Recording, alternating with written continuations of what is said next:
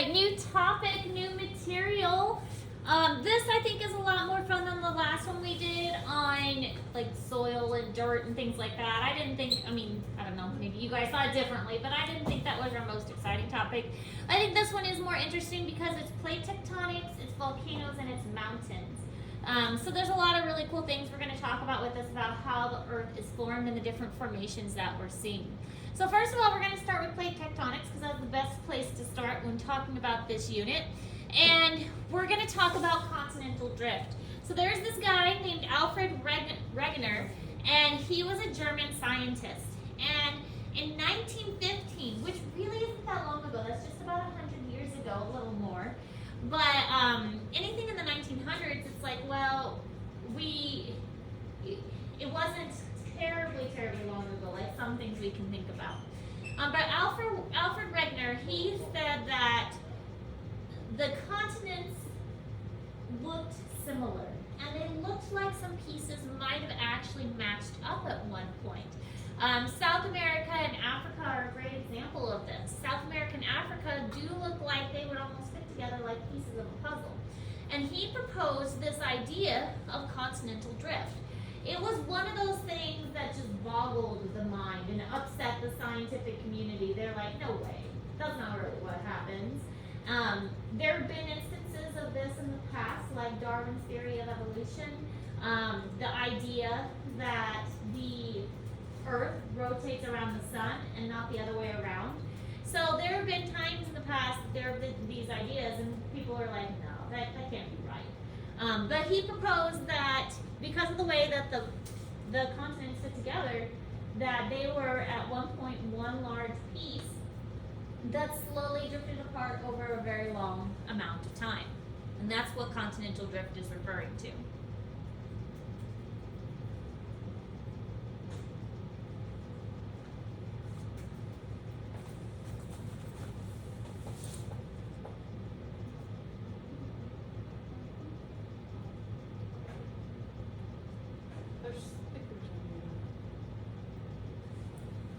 What?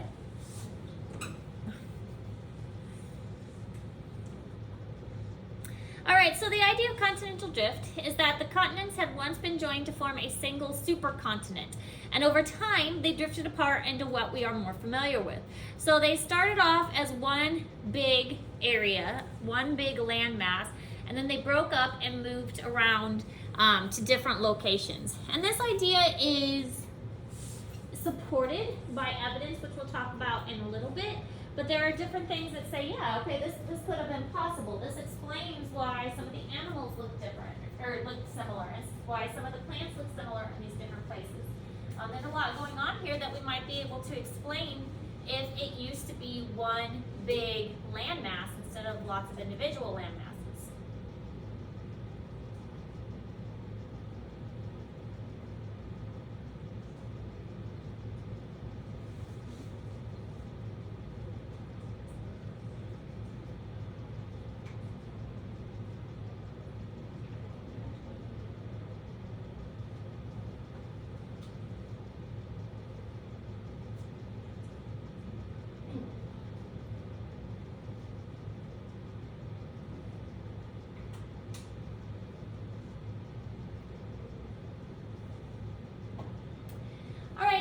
They gave this supercontinent the name Pangaea, which means all the land.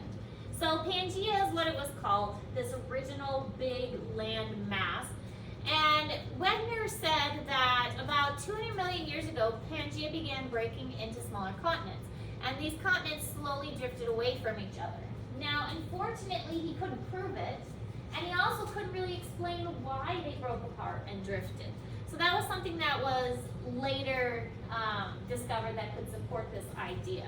But he was saying that, okay, everything looks like it fits, like a big puzzle, and we're going to call it Pangaea. And about 200 million years ago, Pangaea, for whatever reason, started breaking apart and moving away from each other. Now scientists believe this idea to be true, and it's still a theory, of course, it could be proven wrong, but it's the current theory that is accepted by science.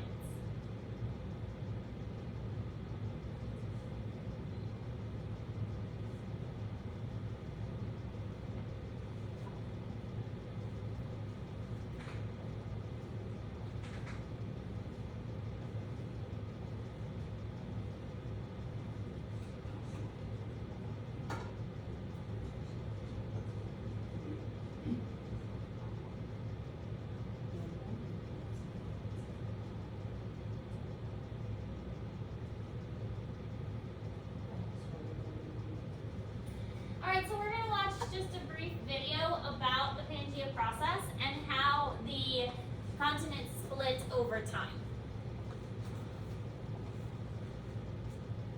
Oh, it's only like 9 seconds. Yeah, it's not very big, but it's showing how they kind of compacted here, and that, we'll watch it again.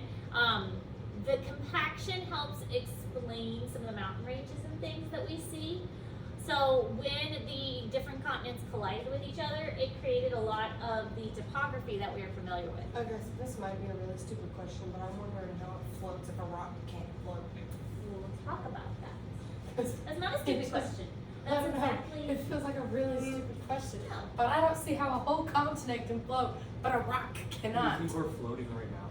We are, according to this hypothesis. And we'll talk about that. I don't know if we're held to like very bottom of the I ocean. thought we were or like something. held down by like those tectonic plate thingies. I don't know. Let me have my stupid questions complete. This is my stupid question. Are we like conjoined to the earth? We are not conjoined to the earth. Gravity holds us in place.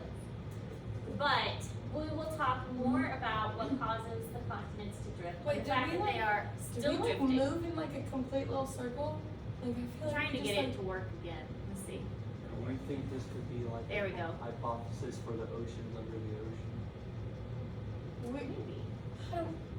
that So makes watch here, it sense like to me. runs into it and builds those mountains. This does not make sense to me.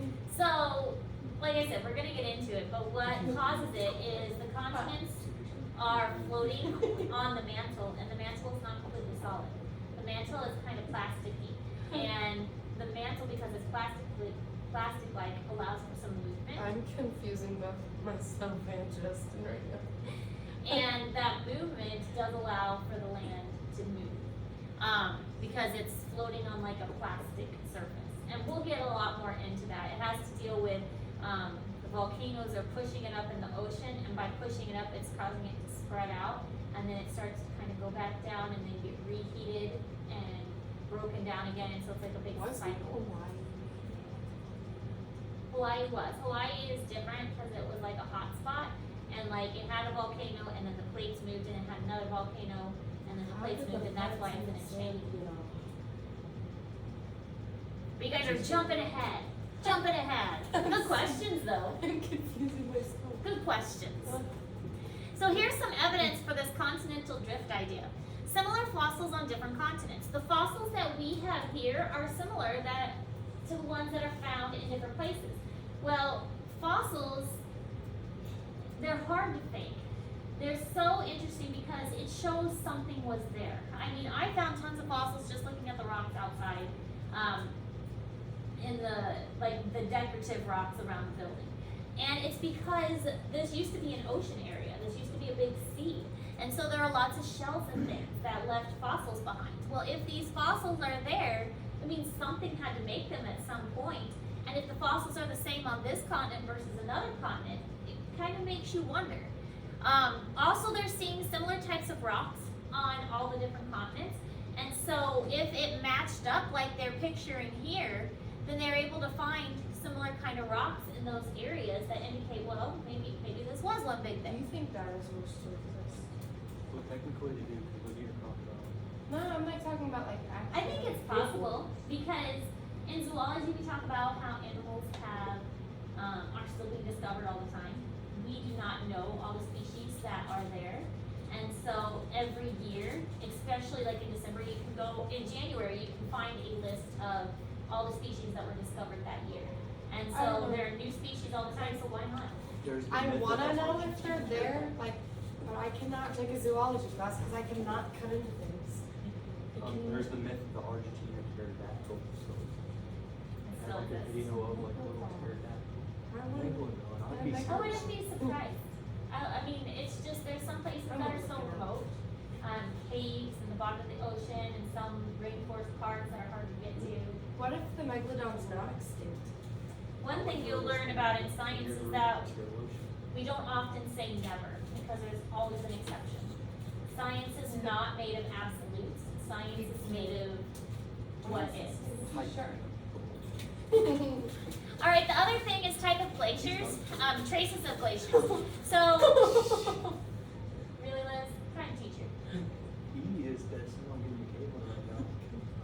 heard snake and he's like relative.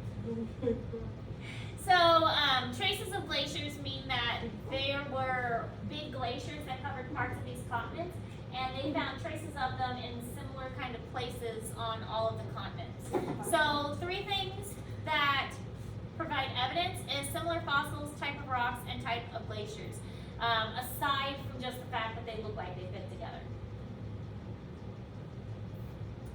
So, we'll watch this video, a little bit longer, about Pangea. Looking at the history of the Earth, we can go back to a time when all the continents we're familiar with, and some we might not be, were joined together in one supercontinent.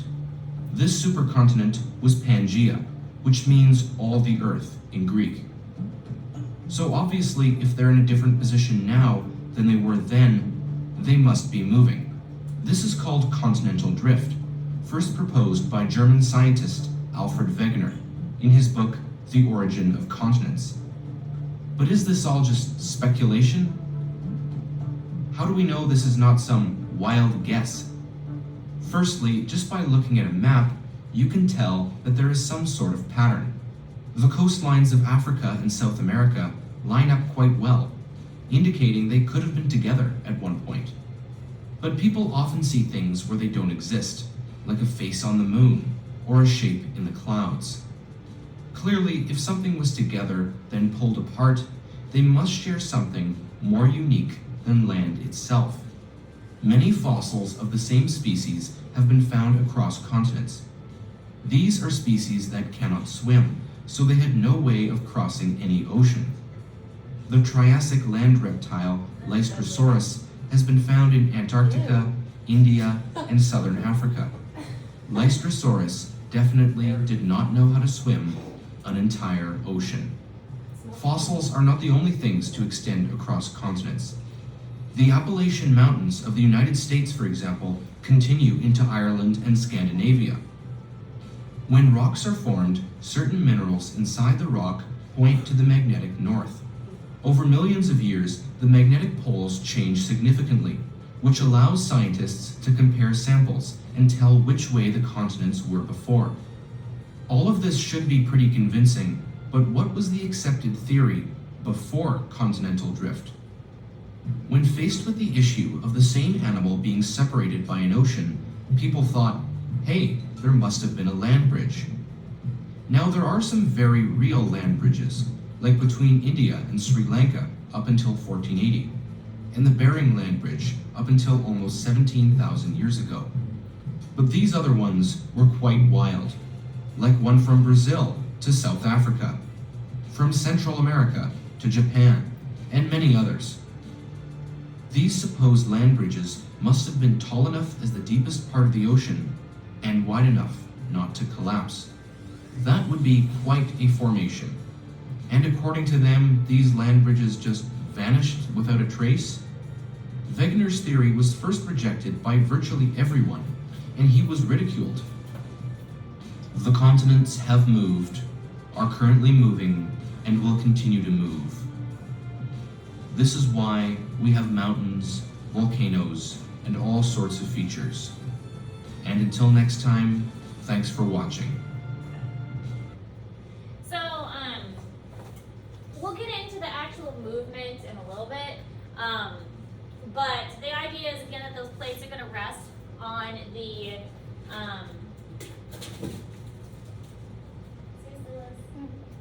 plates are going to rest on kind of like this plasticky mantle, and then they float from one place to the other on top of that. It has been documented that the continents move about 3 to 5 centimeters per year, so they can actually see it moving. I mean, 3 to 5 centimeters per year is really slow, but it's still something that's measurable. I mean, we can see 3 to 5 centimeters. Fossil evidence for continental drift includes several fossil organisms found on different land masses. These animals couldn't swim, so how did they get from one place to the other thousands and thousands of years ago? Well, it makes sense to think that there might have been the continents joined together. The other suggestion, they said that there's a bridge made out of land, but that isn't a really good idea, because where would that land bridge just disappear to? But they don't have any evidence of it under the water either. So So Wegner argued that these animals would not have swam across the large ocean, and there was no land bridge evidence for that, so why not? Why can't the continents have been one large piece? Maybe the dinosaurs were smart and they used whales like buses. Maybe. I wasn't alive back then, so I can't say for sure. Being the one That is a in the good ocean. theory. Now you write that in a book and present that theory. Yeah, I guess. Well, you up in the ocean, it's a big shark. I'm just like, I'm not even going to try. I already know I'm. Well, this is Bruce for me, but.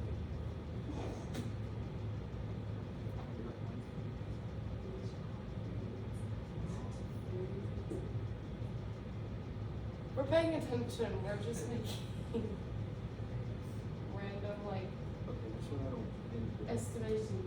Uh, I just don't feed. So here we can see that the continents would match up with South America and Africa. Antarctica is up there, and so we have this mesosaur, and his his fossils can be found all throughout this area. This is a type of plant, and this plant has a wide place that it can be found too. The Lystrosaur is this green one, and he's found in all these areas. So it kind of makes sense when you look at how they match up that it's possible that these continents could have been one big landmass. Now, if the continents were together like a jigsaw puzzle, the land of rocks would match at the borders, and that's kind of what we're seeing. When scientists put it all together, they're able to see that a lot of the land and the rocks match up at those borders, making that jigsaw puzzle kind of appearance.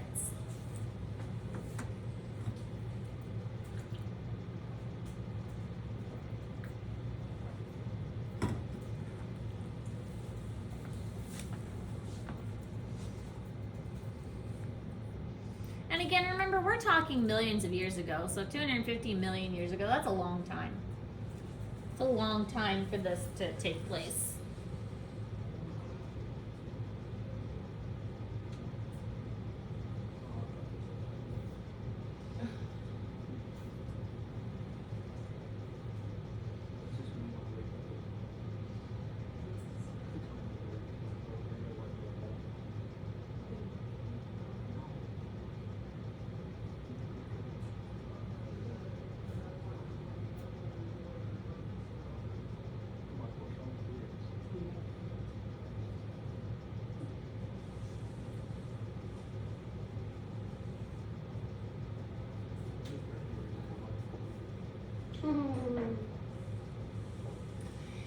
The other thing, of course, is type of rocks, and the Appalachians are the same age and similar rock and structures found in the British Isles and Scandinavia. So it looks like that the Appalachian Mountains that we have matches up to the mountains found in the British Isles and Scandinavia. They have the same kind of formation, they have the same kind of composition. We've talked about how rocks have different compositions in them. It's all very similar between the ones we have here and the ones that are across the ocean. So it makes sense that at one time they were one big mountain range that just got separated out.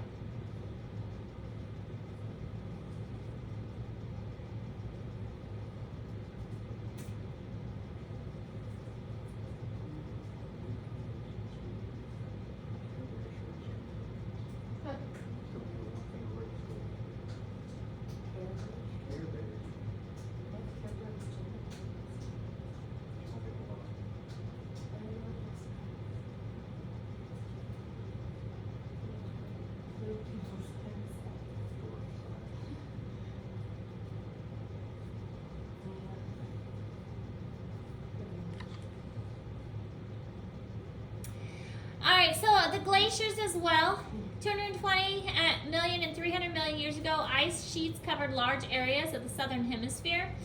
And it was not a very cold period, but the continents were in different places and connected so that those cold ice sheets would be different than if we looked at them now. So obviously Antarctica is a very cold area, but it wasn't quite as far south as it is now, like it used to be. And so there is those traces of the glaciers. We could see that there is a glacier present in these places, and that kind of matches up with Pangaea as well.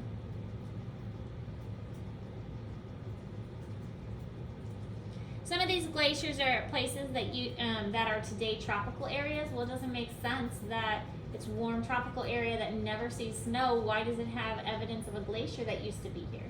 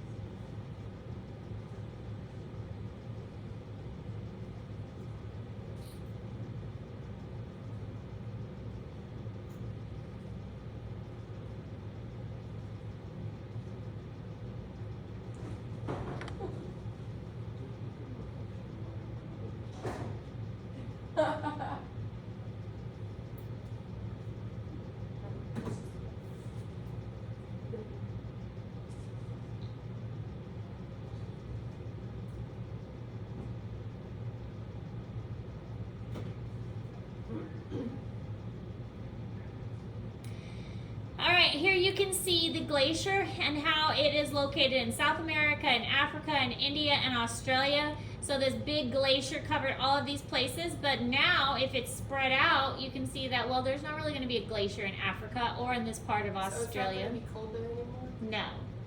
But there's evidence that it used to be.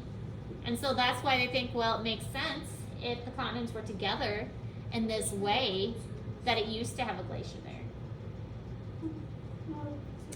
All right, that's all we're going to go over today. There's 3 forms of evidence to support the theory of continental drift: similar fossils, types of rocks, and traces of glaciers. Alfred Wegener was the one who proposed this, and the idea is that Pangaea was that major large landmass. Any questions about this? No. All right, I can't remember